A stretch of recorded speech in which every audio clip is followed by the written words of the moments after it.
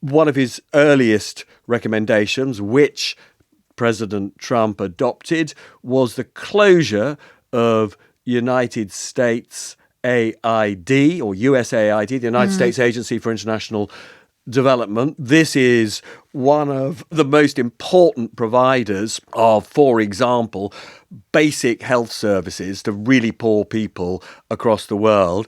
People will lose their lives as a result of the just dramatic shutting of these programs. Let's kick off with whether it's a good idea to put a tech billionaire in charge of remaking government. It's really interesting, this. I don't know if you saw him in the Oval Office where he's with his son, X. I mean, I think everything in his life is called X. But he takes X. And one of the things that's very interesting about X, he's got all these, he's got an extraordinary number of kids. He's built this special compound for his partners and kids in Austin, but X is the one, the youngest, who he sort of takes everywhere with him. So he's there in the Oval Office. Trump is sitting there. Next to him is Musk stood up with a coat on, like a big winter wool coat, a baseball cap, and his son, who's, to begin with, doing quite a bit of chatting. He had him on his shoulders at one point as well, didn't he? But the thing that really stood out to me is Musk looks like the one in charge. You know, it's like Succession. It looks like a scene from Succession where Trump looks like Logan Roy. Musk looks like one of the kids who's about to take over the business. Trump looks like he's just there nodding along, not really knowing, you know, what's going to be said next by Musk. It's quite incredible how the person that looks like they're in charge of America at the moment is Elon Musk. Let's come back to, you know, whether or not they're ever going to fall out. I mean, there are plenty of people who think it will all end horribly for various reasons. I think that's not right. The other thing that always comes to mind, you know, you say he looked a bit like Logan Roy. I have to say, whenever I see his sort of current look, it always reminds me of The Matrix. And the reason that's sort of significant is because if you talk to people who sort of have known him for years, they say that somehow at the back of his subconsciousness, he believes he's in a simulation. Right? That this is all, you know, that we're all players in some sort of super being's game. He obviously thinks of himself as somebody who has agency. But as you know, that whole world talks about the people with agency and the so-called non-playing characters, the NPCs, who are just there to observe and, you know, essentially be manipulated by people like him. There does seem to me to be some plausibility in the idea that in some way he thinks it's all a simulation, because the kind of risks that he takes are the kind of risks that people take in a computer game where they're not really going to die or be wiped out. I mean, he just pushes the envelope in terms of risk-taking in a way that is extraordinary. So take, for example, the way that he's drafted all these 18 to 25-year-old tech kids, authorize them to go through the US government. There used to be an expression in this country like a dose of salts. And, you know, there are these reports that these kids, right, are interviewing lifelong American civil servants, basically draining them of as much information about whether or not they're really doing a good job and refusing to identify themselves. You know, they're sort of behaving like characters in a film like the Matrix. And, you know, I think if you're on the receiving end of all of this, it's pretty scary. And the other thing they're doing, which is really extraordinary, I mean, really extraordinary, is they are tapping in to all the computers in the government, attaching artificial intelligence programs, draining all the information, then looking at it to see if via AI they can work out which are the programs that should be cut, which are the programs that may deliver genuine services to people. It's an astonishing, jaw-dropping revolution. We don't yet know because obviously there are legal actions now going through the courts in America that will try and rein some of this in. And we don't know how much in the end of what's going on will result in astonishing numbers of jobs being cut. You know, initially we had Musk talking about 2 trillion of savings.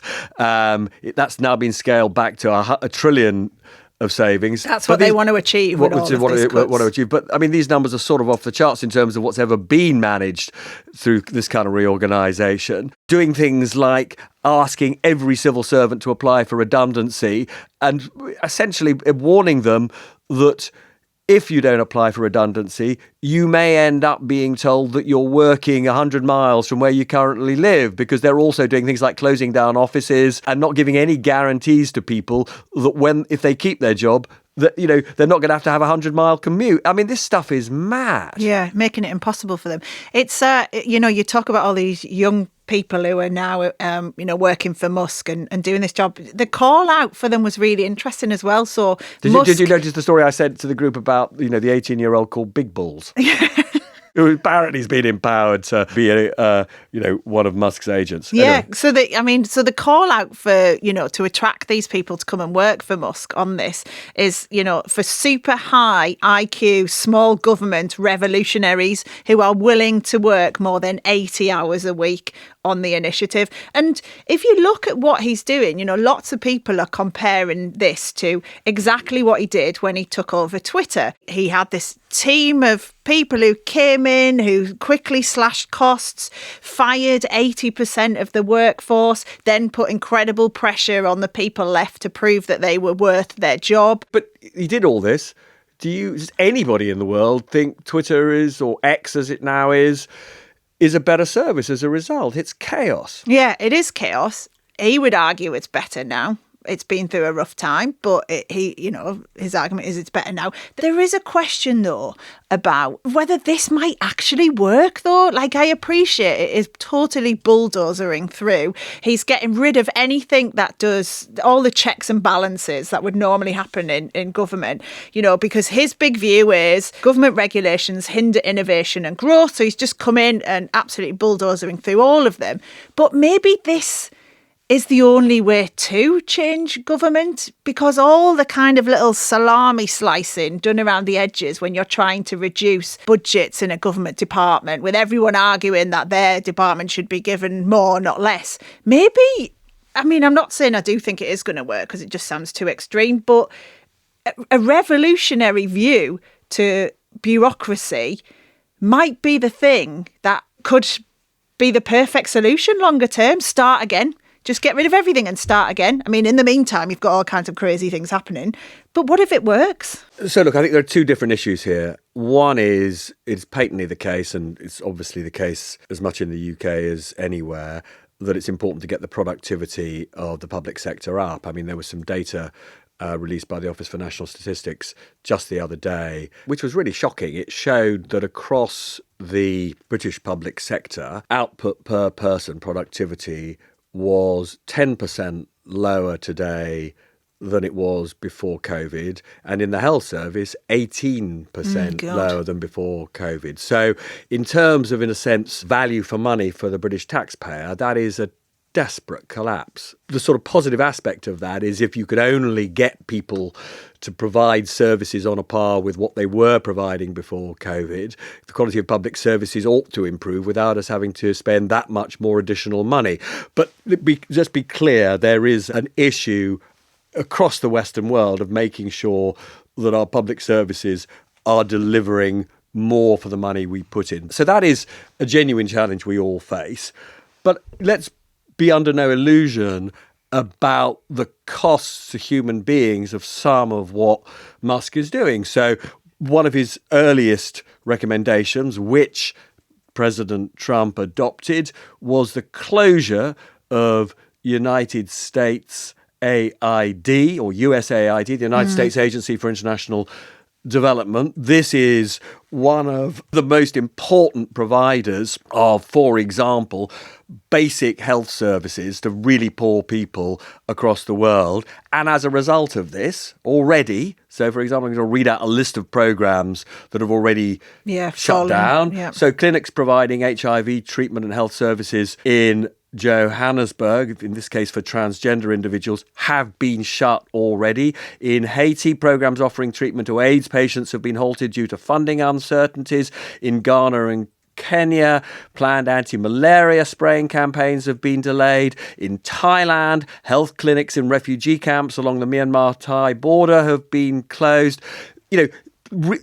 People will lose their lives as a result of the just dramatic shutting of these programs. So, will Americans care? No, but the world should care. I'm not arguing that point, but I'm saying none of that is going to be felt by Americans, is it? So one of the things that is striking is that Donald Trump's poll rating in America is at a high, right? I mean, 53% of Americans approve of what he's doing. So he would argue that politically this is moving in the right direction. But on the other side, I was having a conversation with a very senior member of the Tory party yesterday, and he used this expression that I cannot stand. It's such a cliche, but I'm going to repeat it because I'm going to slag it off now, which is the Overton window. Have you come across the concept of the Overton window?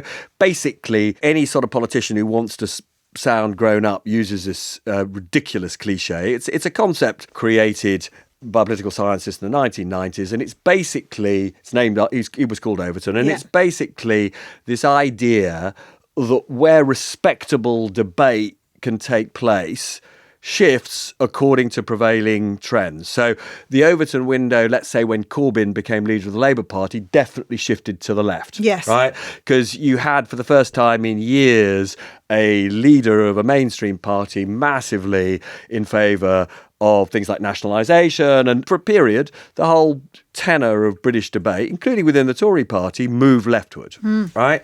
All the talk then was of more public spending, for example. Since the rise of Reform and Farage, you would argue that in the UK, the Overton window has shifted dramatically to the right in this country, with even the British government now talking the talk, for example, of much greater crackdown on immigration and being, much tougher on crime and all sorts of things that, are much more associated. I'm not saying any of these policies are in a sense bad, but they are definitely associated with the right. Now, what this senior Tory was saying, in terms of what's possible in terms of reforming the public service, he would say, thank you, Elon Musk, because we can now, as a mainstream Conservative party, adopt much tougher stuff in terms of what we're going to do to the British public. And not look as mad as the Americans. Exactly. So, they can adopt much tougher stuff in terms of proposals to reform the British public service, thanks to Elon Musk, who's therefore shifted the Overton window in that sense in a much more radical direction. So, it is definitely having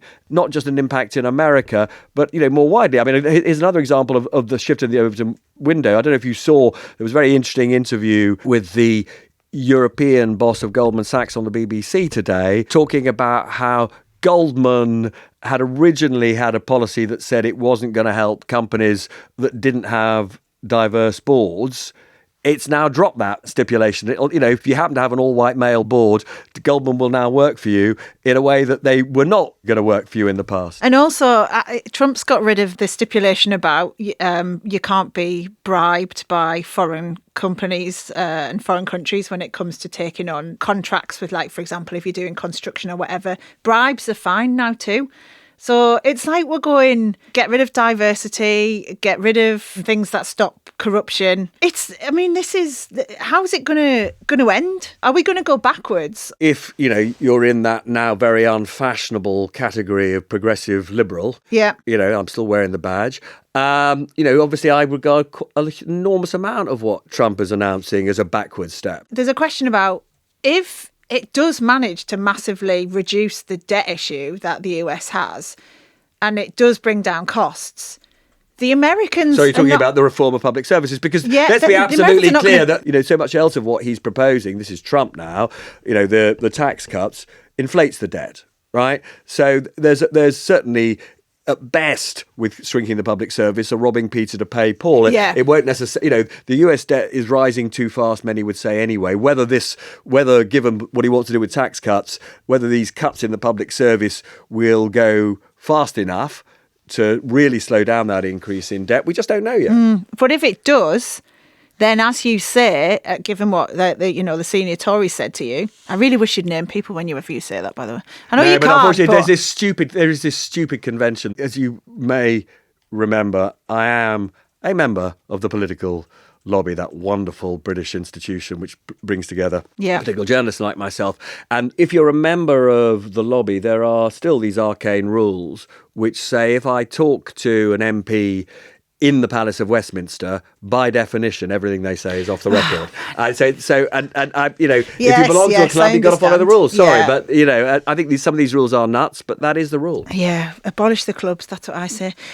So coming back to if this does somehow work for America in terms of it does bring down their cost for their public services, and this does start to reduce the debt. I know there's a million, ifs around this, but then is it not going to be the case, as you're saying from talking to the senior Tory, who we can't name because we're all in a club, that it might mean that there is more radical decisions made in countries like ours when it comes to public services, and therefore we do go, let's just start from the beginning again with what we're doing with the NHS, or how we fund defence, or how we do education. And might that be a good thing rather than us just constantly snipping around the edges? Look, certainly with this artificial intelligence industrial revolution that we are living through, you do have to go back to first principles to really get the most out of it.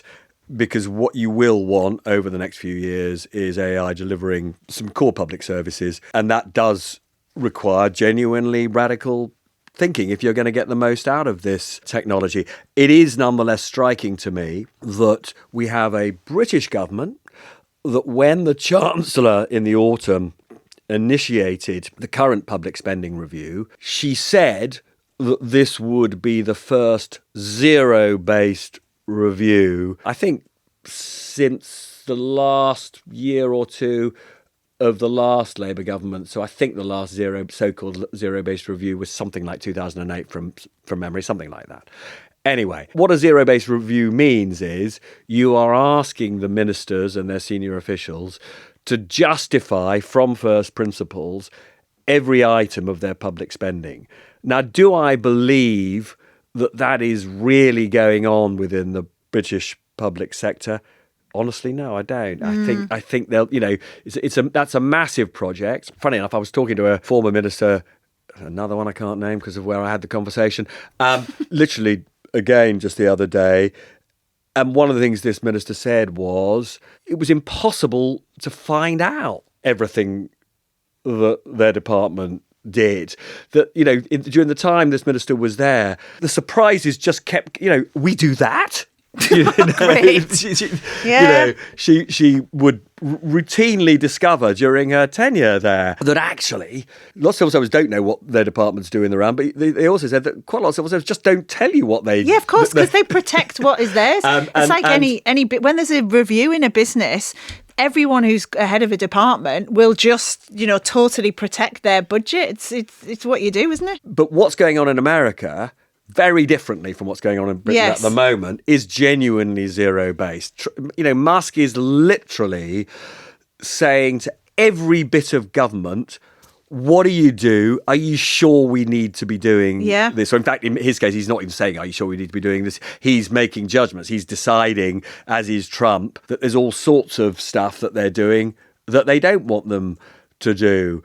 And almost the entire, go back to this badge, progressive liberal badge that I wear, almost the entire progressive liberal agenda is being literally swept away to a literally extraordinary extent. I mean, I am interested in the extent to which Keir Starmer himself is welcoming what's going on in America. I'll tell you why. Because like all prime ministers of modern times, he has found out quite painfully that when you're prime minister, you think you can basically just make an order and it happens. He's finding out to his cost that he can say, let's have a load more wind farms or, solar panel fields or, new towns or whatever.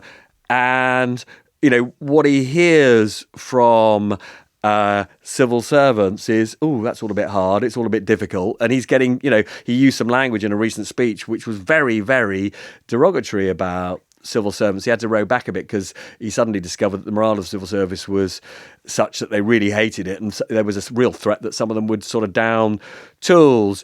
But he is really frustrated. I don't know if you saw Angela Rayner the other day, I think, talking on the BBC, where she, as you know, she has this plan to build 1.5 million houses. She said when she got into office, she told her civil servants, the first reaction of the civil servants was, "Oh, are you sure you really want to do that? It looks a bit hard."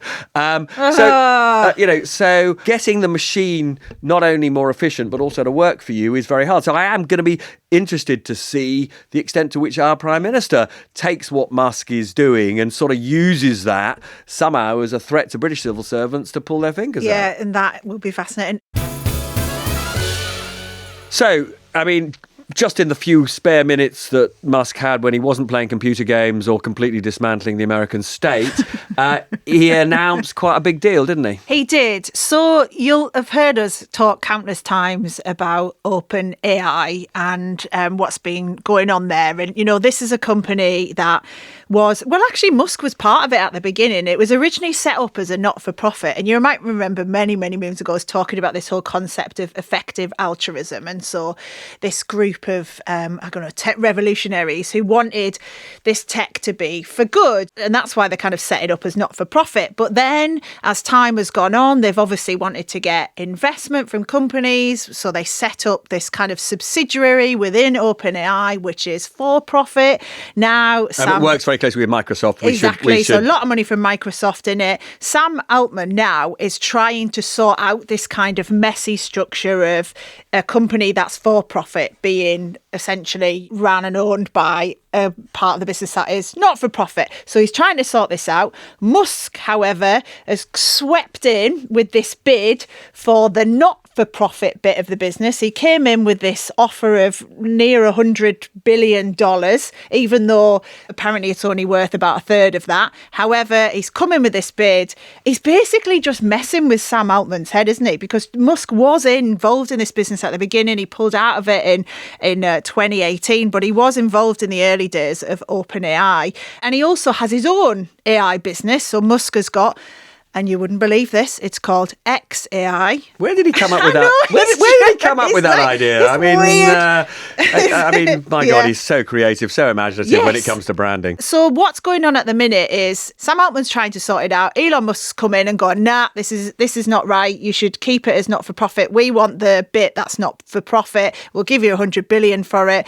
Then Sam Altman came back and said, no way. Actually, instead, I'll buy Twitter off you, or X, for near $10 billion. It's only a 30-40 billion loss. Yeah, because he bought it for, I think it was 44 billion, wasn't it? So there's a lot of trolling going on between the two of them, isn't there? Yeah. So as things stand, Elon Musk is not going to be successful in this, is he? It's just more of I just think it's two lads dicking about, isn't it? So I think it's very unlikely that Musk will succeed with this takeover. I mean, we should just formally say that there are processes that have to go through. The chairman of the board is a man called Larry Summers. He was a US Treasury Secretary, a Democrat Treasury Secretary many years ago. And they have to make a formal recommendation, which as of the moment we're broadcasting, they haven't yet made a formal recommendation on this takeover, partly because they haven't actually had the formal offer yet. So this is a process. It plays into this weird sort of obsessive sort of game between Elon Musk and Sam Altman. Musk constantly goes on about how somehow Altman has betrayed the not-for-profit origins of OpenAI. This from the world's wealthiest man, a tech entrepreneur who there doesn't seem to be anything very much in his life that is not for profit. Interesting question, given his relationship with Donald Trump, how much of that ultimately will end up leading to contracts for his extraordinary range of businesses, whether it's in the SpaceX space area, Neuralinks, the chips in the brains. All the satellites and all the rest of it. So it is just another element of the extraordinary soap opera of this man's life. I mean, obviously it shines a light on the value of the current market value, even post DeepSeek, of these astonishing AI new businesses. I mean, Sam Altman has said $100 billion is nowhere near what the value of this business really Yeah. is. And you know, certainly if you look at the sort of fundraisings that OpenAI is going through, you know, you can come up with valuations near 300 billion. Now, goodness only knows.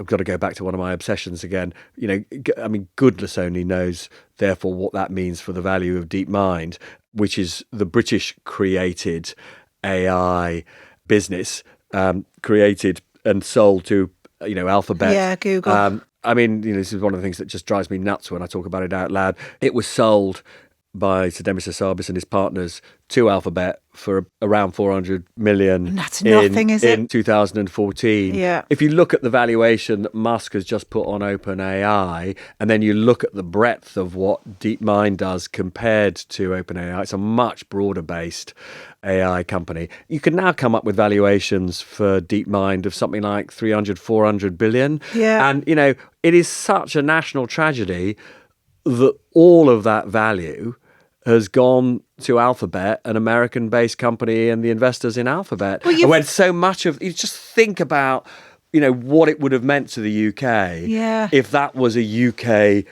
domiciled company. It's such a gamble, though, isn't it? Because it gets to a point, doesn't it, where the owners of DeepMind surely, you know, it's a bit like when I don't know if you're playing Who Wants to Be a Millionaire, or, you know, you're trying to work out whether to take the gamble for the next bit of money that might be added to it. And you don't know whether that might be the best bid you ever get. And a few years later, things haven't gone as well as you thought and you get a lot less. And also, I think as a business owner, there's a certain amount of zeros where it just doesn't mean anything anymore. Once you go past a million, hundreds of millions, you're into the billions. It's just not even fathomable. This is not really a point about whether, you know, Sir Demis, it's the money's gone out should have stayed in the country. personally sold. As I understand it, the reasons he sold, and he's talked about this to a friend of mine, he said that given the funding that is available in the UK for scaling up, and that is the money you need to take a business from one level to the next, he had two big concerns. One was simply getting, as I say, the capital in that would allow them to make the investments that they need. But it's not just about kit, it's also about people. Yes. He was losing because, you know, as a UK-based company with their funding, they could only pay money for their top technicians and engineers up to a certain level. Basically, his people were being poached by Silicon Valley on $1.5 million, $2 million salaries. So he couldn't compete. He just felt, if I don't move my business effectively to Silicon Valley, obviously there's still a big operation here, but a lot of it is now in Silicon Valley. I'm not going to be able to retain the talent that I need to take it to the next level. Now, you know, what I'm saying is that's a national tragedy. Yeah, it is. That we ought to have what's known as, you know, the scale-up finance here. Because, you know, we talked a bit about this with Peter Kyle. You know, we have something like 750 companies that a few of those might be the next DeepMind in this country. We're really good at creating high-tech, whether it's in life sciences or AI or digital, we are really good at creating businesses from scratch and then taking them to a certain kind of size. And these businesses are all generating revenues of $25 million plus. So many of those are likely now to move to Silicon Valley for the people, for the money. And one of the things that if we want to become a more prosperous nation, we have to do is we have to create the financial and human resources infrastructure so that they feel they can stay here without sacrificing their ambitions. Yeah, totally. Anyway, to get back to this Musk madness. So, you never know with Musk what the eventual game plan is. You know, he will have spent money, right, and putting together this investor group to buy OpenAI. Yeah, it's a consortium, isn't it? You know, it's a consortium. I find it difficult to believe that it's simply a trolling exercise. He must feel that there is something he can do to somehow Musk loves trolling, though. Have you seen how control. often he tweets now? It's literally every 15 minutes he's putting something online. I don't even know how he even functions as a person. Can I just mention something as well, which we've talked about a lot, which is the infrastructure around AI as well? Because obviously, you've said a number of times now about how quickly Elon Musk is, building these AI centres. His supercomputers, built at a rate of knots that is sort of mind-boggling, given that we don't have a single supercomputer as powerful as his in the UK. Yeah, and similarly, OpenAI, the Sam Altman business, they're planning to develop something like $500 billion worth of AI infrastructure over the next couple of years as well. This is this project Stargate. Is it partly to do with that, do you think? Well, so Musk very famously stayed well clear of Stargate. Up to now, you were talking about the support that Microsoft has given to OpenAI. Most of that support has actually been in the basis of essentially free access to its enormous data centers and its supercomputing power. So it's basically contributions in kind rather than cash. I mean, obviously, one of the big debates within that whole world at the moment is, given the success of DeepSeek on the basis of much less use of supercomputing power, the extent to which actually the data center requirements as we go forward are going to shrink a bit as people learn the lessons of DeepSeek's much greater efficiency in terms of creating a generative AI model relative to the computing inputs there. All of this is just sort of mad, both in terms of business rivalries, but also it takes us back into the sort of weird court of Donald Trump. So, you had Donald Trump trying to take personal ownership of Stargate. So we actually talked about Stargate on this programme months before Trump was inaugurated, because this is a project that Microsoft and OpenAI have been developing for some time. And Trump, as in this sort of dizzying array of announcements, wanted an enormous announcement in the AI space. So he put his imprimatur on Stargate. SoftBank is involved as well. Yep. Strikingly, Musk stayed absolutely clear of all of that. Yeah. I think you can see quite a lot of these tech rivalries as being about, who is really, getting the attention of Donald Trump, who's closest to Donald Trump, who's the senior courtier. This is really, you talked earlier about Succession. Yeah, it is. Which it's was like Succession. But this is Succession on steroids, or it's all the tech people are like Trump's kids who are trying to get his attention, win the big deal, take over the business, or in this case, the country. As I said earlier, it's like a huge computer game. As you probably know, the other aspect about many of these tech giants is, what is your drug of choice? Currently, it's codeine.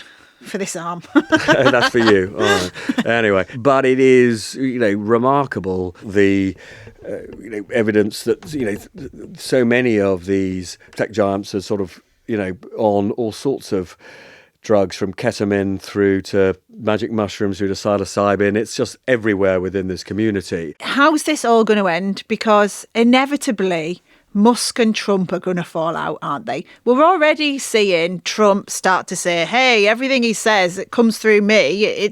He might be the one announcing these things. He's my guy, but it all comes through me. I'm the one who's in charge here. There's going to come a point where they massively fall out, isn't there? So I think it's more likely to be a fizzling out. Right. Rather than well, I tell you why. So Trump is the great survivor, right? It is true. He wants to be the centre of attention. He's arguably the greatest narcissist in history, and he doesn't like other. Narcissist. He doesn't. It's just like an oxymoron, isn't it? The greatest narcissist. He definitely doesn't like anybody else stealing his limelight, right? And so many people would say, so people said after the I mentioned it earlier, the Time cover with Musk looking as though he's president, you'd think, okay, surely this is the moment when Trump is going to blow up a gasket, decide that, Musk has become too powerful and throw him out. I think, though, that as the great survivor, I don't believe myself that Trump will ever do that.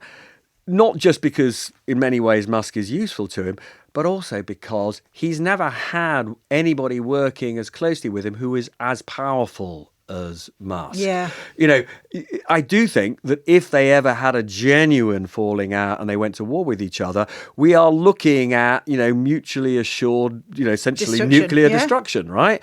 Because, when you control the most important satellite network in the world, when you control Tesla, when you control, for Musk, the most important channel of information, X, the damage that Musk could do to Trump is really very considerable. So, I don't believe myself that Musk himself would relish going to war with the American president, but you just sort of assume if it's not working, despite the fact that these are two apparently quite inflammatory individuals, you just assume that actually they will find a way just to sort of, find a sort of amicable, or even if it's not amicable, at least a quieter divorce rather than full-scale war. But you could see why Trump would not want that to happen and would want to stay with him, but not Musk.